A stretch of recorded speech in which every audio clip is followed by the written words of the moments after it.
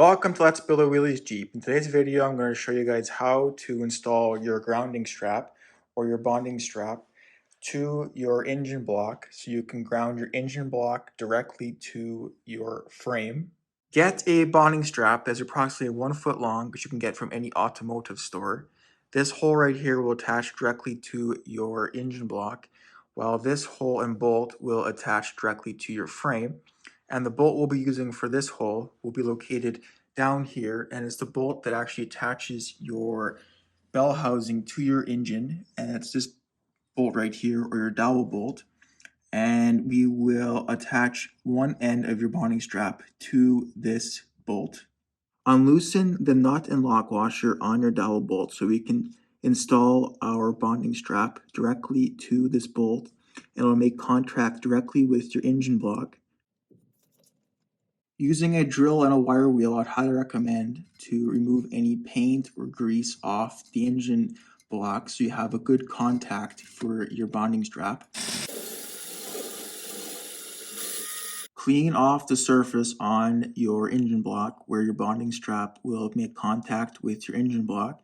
Now with your bond strap, we will directly put it on to the bolt, and now we will put on a washer, lock washer and nut onto our dowel bolt. Now put on your washer, lock washer,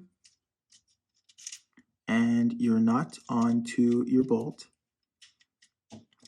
Just going hand tight for now until we get everything set. With your ground strap partly attached, we will now attach this side directly to your frame.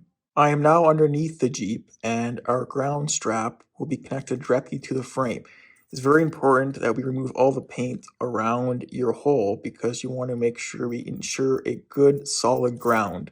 Also remove the paint on the other side of your frame as well, ensuring you have a good ground. Use a 3/8 coarse thread bolt, 1 inch long. We'll have washers on both sides and your lock washer and your nut to secure your bond strap to the frame.